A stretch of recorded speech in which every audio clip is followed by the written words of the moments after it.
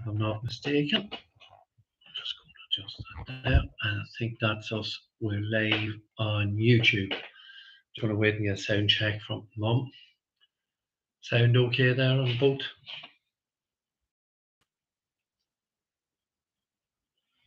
No. There we go. Better on Facebook now. Oh, it's better if you switch it on. Yeah, okay. Yep, fine. Thank you for joining us this evening. Just want to give a quick update on what happened today in the court. We will be doing more lives now because it does seem a little bit more traction, and it helps stop those who are attempting to block us doing so. So we had a brief live outside the court this afternoon, and as you're aware, I'm sure by listening to the mainstream media, Aaron pleaded guilty today to the charge of recording a video. Very, very important to state from the outset, Aaron did not plead guilty to any conspiracy to pervert the course of justice. Indeed, the charge was not to pervert the course of justice. The charge on the charge sheet, indeed for Aaron and for Mr. Byrne, is a tendency to actions that had a tendency to pervert the course of justice.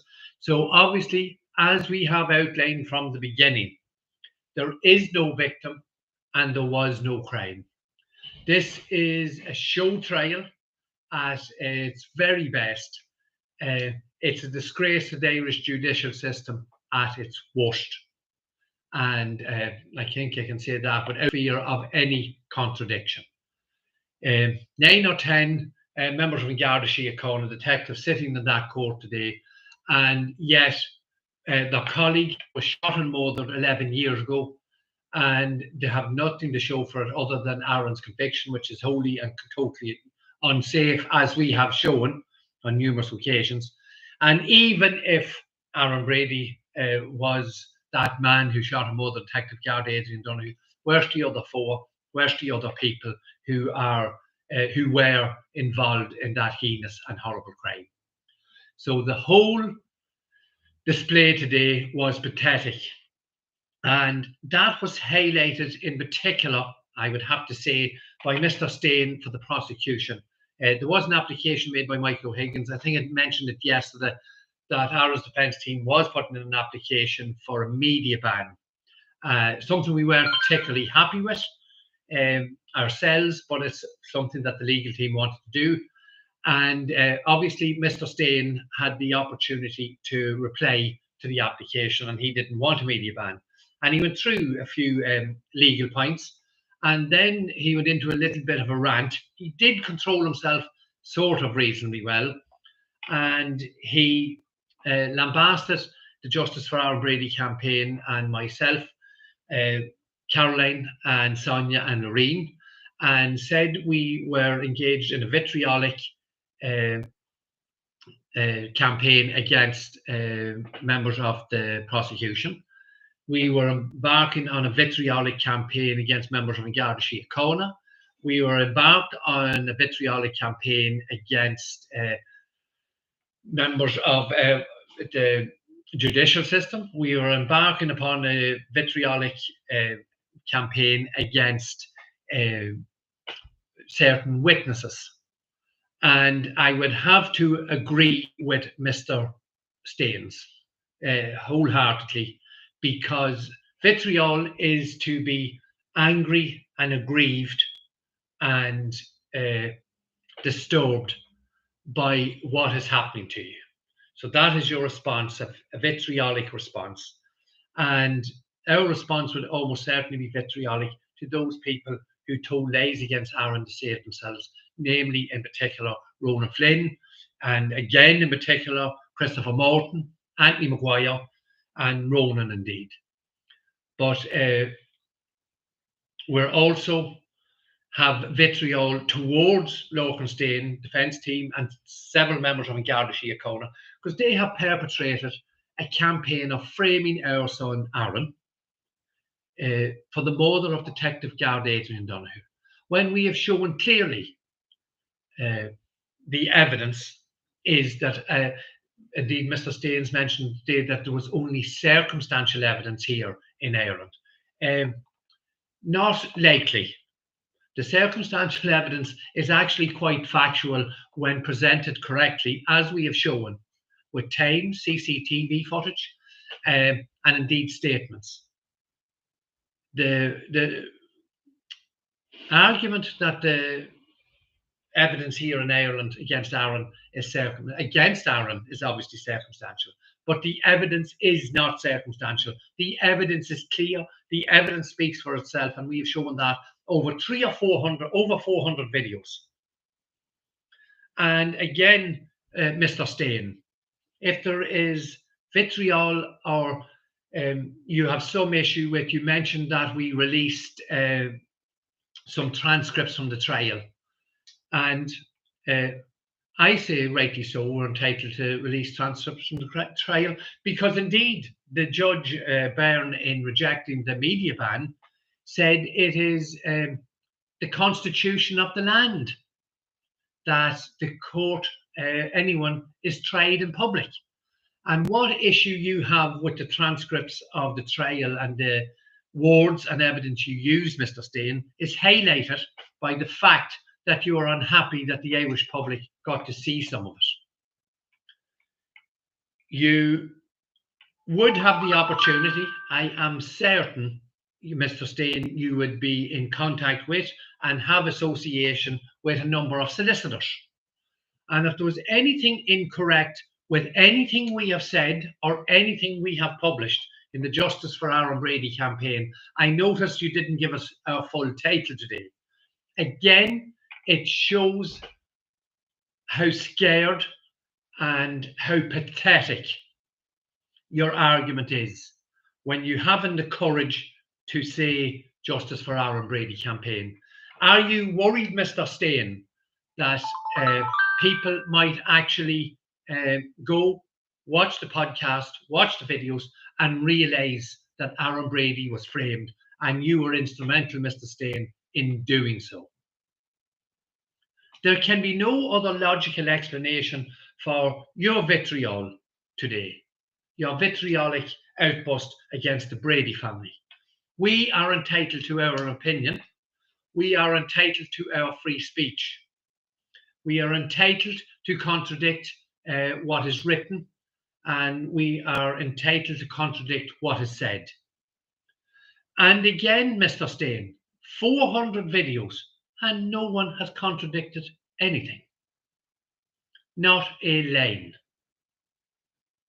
So I think that goes a long way again to showing who is on the right side of the line in respect of this conviction of our son, Aaron.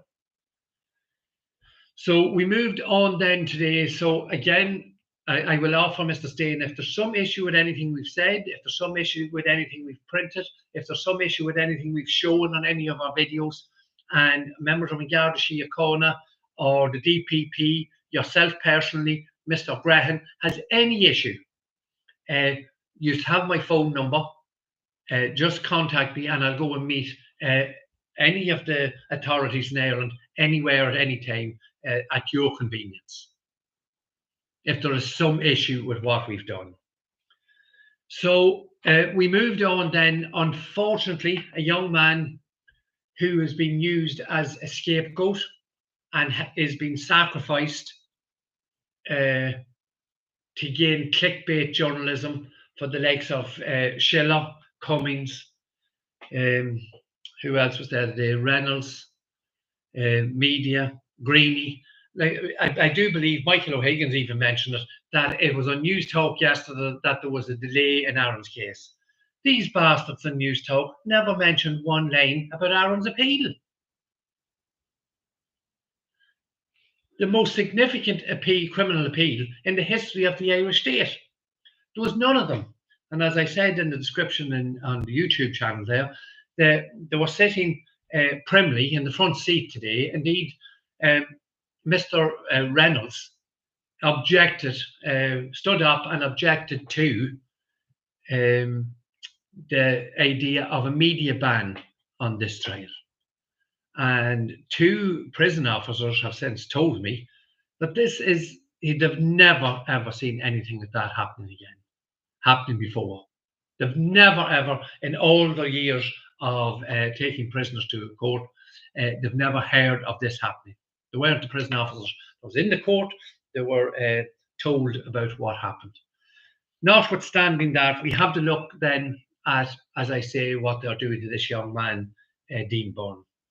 They're using him as a sacrificial lamb to try and gain clickbait headlines for the clickbait journalists to create and make a storyboard creating Aaron Brady into some sort of monster. And that has been done already when, I believe, the headlines, and we'll have to get all the newspapers, save all the articles and go through them.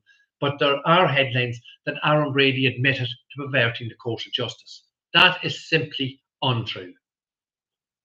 Aaron pleaded guilty to recording the video of Ronan, and in his sentencing hearing, it will become very clear, and indeed it was actually made clear today in other ways by Mr. Stain. Mr. Stain was leading out against Dean Byrne. It will be made abundantly clear that Aaron Brady told those people he was speaking to he didn't want anything done or any harm to anyone. That was stated very, very clearly today in court already, but we'll go into much more detail on that. And as I say, they're using this poor chap, Dean Byrne, because I'm not 100% sure myself, but people that Mr. Byrne knew are very aware of who and what Daniel Cahill was before he left Dublin. Who and what Daniel Cahill was undertaking before he was stabbed and he had to leave Dublin. And again, we have to go back and reiterate, this was information that was withheld from Aaron's defence team. Because how can a man who is involved with close friends and associates with those men running a terrorist organisation, openly running a terrorist organisation, 32 County Sovereignty Committee, the Real IRA, whoever Daniel Cahill was running about it, and he was stabbed and had to leave town. How on earth could anyone accept that man as a reliable witness? Because as an illegal immigrant, he was entitled to and should have been deported from America. And again, we see the cover up starting today already with Mr. Stain. He makes an issue that Aaron knew about Mr. Cahill being caught with some plants. But he failed to mention that Daniel Cahill was also caught with steroids under Cahill's own admission under cross-examination. And he also failed to mention about Daniel Cahill's barring order because of his machete attack on a number of people in Woodlawn. He failed to mention that Daniel Cahill was some way in connection or in contact with An Garda Síochána in relation to Dean Evans, another senior member of the Real IRA. So again, Mr. Stain's been very selective, but as with questions and people commenting on the videos, we will be able to take the issues as they arise in court and put the whole story together. The same thing we cannot allow happen again, that is curated a narrative and these people like Mr. Stain and Mr. Cook cherry pick the important bits as they see it for the prosecution. Our sincere apologies to Mr. Byrne, who is being sacrificed. It was sad to see it there today, but it's not a surprise in any way, shape or form. Now, we did take a couple of notes. I will have to write them up and go through them, and no doubt I will be using our mainstream media to counteract what Mr. Stain was saying. he did tell us in some detail about some of the interactions between Mr. Byrne and people on the outside. And again, he went into the detail where Aaron said quite clearly he did not want anyone touched or harmed in any way, shape, or form. He made that abundantly clear. And indeed, a third party some way got involved in the text messages with the phone in the prison. And again, it's important to say the phone did not belong to Aaron Brady. It's very, very important. The phone did not belong to Aaron Brady. It wasn't found in Aaron Brady's possession. It wasn't found in Aaron Brady's cell. Notwithstanding that, a third party became involved. And indeed, the offer was quite clear. The offer was quite clear that things could happen to Mr. Cahill. And that was definitely and most certainly not acted upon. And if there was any suspicion that Aaron had any intent whatsoever, that text message that was sent to the prison would have been acted upon, and the answer would have been yes, please go and see Mr. Cahill. But that did not happen. Aaron did not want that to happen, and it's something we are going to keep reiterating. So then we have to look at the base of all this. And obviously, it's nothing got to do with the murder of Detective Guard Adrian Donoghue. We've moved on from the murder side. But we have to look at this in reality. Aaron is looking at these people and reading their statements. He knows they are lies. Aaron, as I have said, from the second he's seen the videos of these people giving statements, from the second he's seen and read the statements, he told his dad they are lies. That is lies. We had to find out, why are these people lying? And only because we investigated the situation and we knew there was issues with these people. Not one person on this island, not one, apart from Mark Phillips, Paul Gill, they probably, and Pat Murray, they probably would not have told Graham and Staines and the DPP. I believe those people would have been like mushrooms. They would have been kept in the dark and fed shite by An Garda Síochána, but only for the investigations we undertook, and rightly so. And I will say again, and we'll repeat this as we're doing the lives, if Ronan, Christopher, Morton, or any of those people, Daniel Cahill, if anything they were saying was true in respect of what Aaron said, we would put our hands up and accept it and understand that they've done the right thing coming forward. They are liars, they are criminals, they're illegal immigrants, they are drug dealers. And they told lies to save themselves. And this trial will give us a very good opportunity to once again see how Mark Phillips, Garda Cook, and Logan Steen will cherry pick and avoid and hide vital details from the judges in this court. And hopefully we will be able to highlight that on Aaron's campaign pages.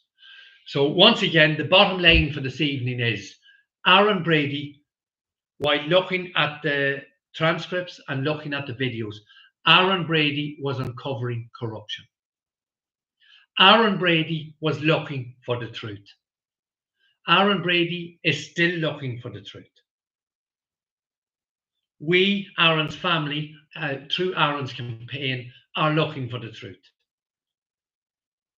And we've seen it today when Mr. Steen said these people came forward and alleged, he said it on numerous occasions, Cahill, Staunton, again, Molly Staunton.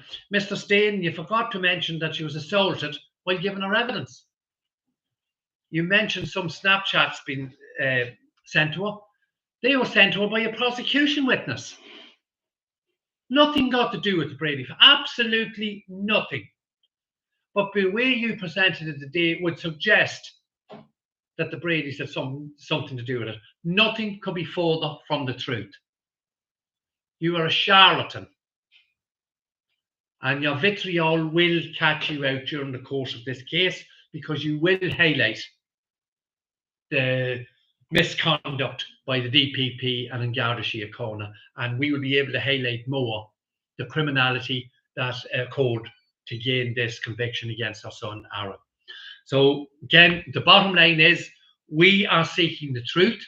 We are seeking justice for our son Aaron, and Aaron seeks the same. And anyone who would deprive Aaron of that, that is wrong. So hopefully our mainstream media will give us some coverage on the truth, because they know it. Everything, all these videos, all the information on the 300 videos have been sent to these people, and they're fully aware of it. And again, Mr. Stain, if you're bringing us up in court again, it's Justice for Aaron Brady is the name of the campaign. If you have any issues with it, what are you afraid of? Are you afraid of the truth? We are not afraid to call you out. You call us out. So thank you, everyone, and we will continue to bring lives each day from the courtroom, and we'll follow up on it then. Thank you so much for your support. Thank you very, very much for your support over the last few days, and we'll see you in the next video. Thank you.